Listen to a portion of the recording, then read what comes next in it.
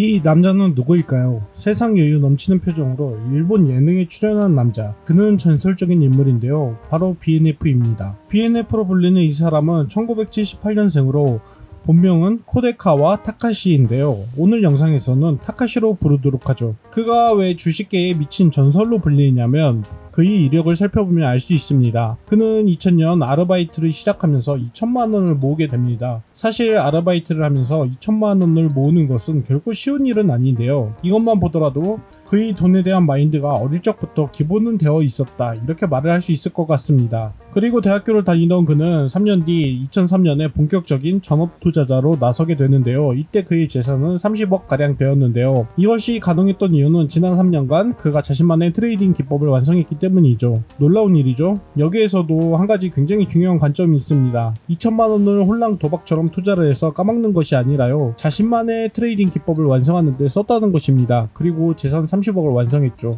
그리고 05년이 되자 그에게 행운이 따르죠. 일본 제이컴의 오주문 사건이 있었는데요. 그때 200억이 넘는 수익을 순식간에 벌어들이죠. 그래서 운빨이라고 말을 할 수 있는데요. 하지만 이미 그는 오주문 사건이 있기 전에 80억을 만든 바가 있었고요. 2년 뒤 방송에 출연해서는 2천억까지 만드는 썰을 풀죠. 200억을 하루에 번 것은 행운이었지만요, 200억을 벌지 않았던 타카시는 이미 그릇이 완성되어 있었던 것이죠. 몇천억을 담을 그릇 말입니다. 그리고 또 하나 주목할 부분이 있습니다. 바로 타카시가 투자한 시기를 봐야 하는 것이죠. 일본 주식시장이 망가진 상황에서 그는 주식에 진입을 했었습니다. 침체기에서 성과를 올린다는 것은 정말 쉽지 않은 일인데요. 그만큼 단단한 그의 기법이 있었기에 가능한 일이었죠. 그렇다면 그는 어떤 방식으로 투자를 했기에 이런 성과를 거둘 수 있었을까요? 사실 타카시는 대학교 시절 아웃사이더였습니다. 친구도 없고 말수도 없고 그냥 찌질이의 전형이었죠. 그래서 집에 있는 시간이 많았고 그는 주식을 접하게 되는데요. 그러다 전업 투자를 시작하게 됩니다. 그는 물밑에 있을 수도 있었지만요, 한 사건으로 매스컴을 타게 되는데요. 앞서 말씀드린 제이컴 오주문 사건 때문입니다.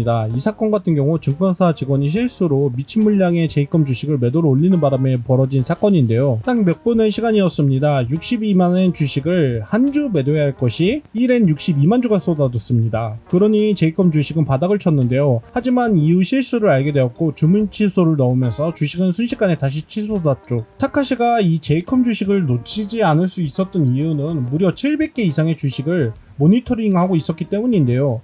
그는 제이컴을 420억에 쓸어 담았고 가격이 반등했을 때 바로 주식을 매도 처리해서 200억이 넘는 수익을 거두게 됩니다. 단 몇 분 만에 일어난 사건이었죠. 그렇다면 타카시는 어떻게 트레이딩 기법을 완성했을까요? 그는 주식 투자 전 책을 한 권 읽은 것이 전부였고 주식 공부 자체를 많이 하지도 않았습니다. 심지어 그는 직장 경험조차 없는 외부인들 시선에서는 히키코모리일 뿐이었죠. 그러면 그 한 권의 책이 궁금하실 텐데요. 제시 리버보의 투자의 원칙이라는 책을 그는 봤다고 했죠. BNF라는 그의 이명도 바로 빅터 니에도 호퍼가 쓴 책이었기 때문에 그 이름에서 나온 것입니다.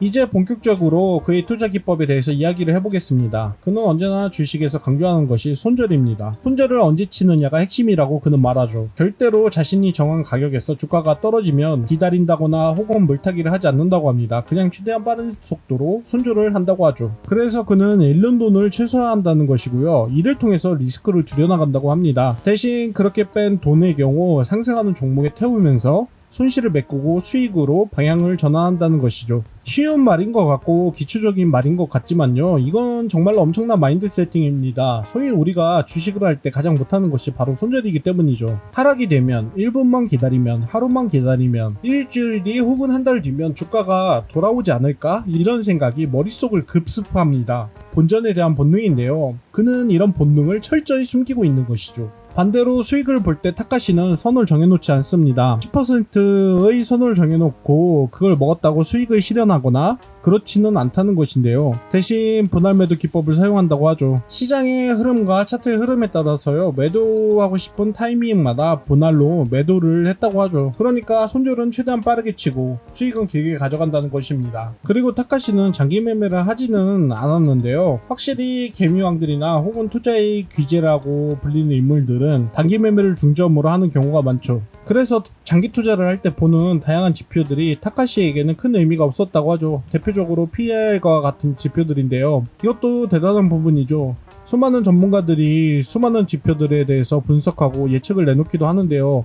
그는 철저히 본인의 투자 기법에만 집중을 한 것이죠. 또한 그의 투자 스타일은 철저한 실전 투자 기법으로 누군가의 이야기를 듣는 것이 아닌 실전에서 익힌 단기적으로 주가가 상승할지 하락할지 예측하는 스타일이었습니다. 그리고 타카시가 가장 즐겨하는 매매 기법은 25일 이동평균선을 기준으로 삼는 투자 기법이었는데요. 가격과 이격도의 차이가 높은 종목들을 찾아서 종가에 매수하고 다음날 매도하는 방식을 사용했죠. 쉽게 말을 하자면 25일 이동평균선을 기준으로 가격이 30% 정도 떨어져 있는 종목들을 찾습니다. 그리고 이때 절반 정도 다시 주가가 치고 올라갈 때 매수하는 방식을 많이 사용했다고 하죠. 일단 먼저 차트를 만들어 봐야겠죠. 첫 번째는 이동평균선 설정입니다. 이동평균선은 25일을 기준으로 합니다.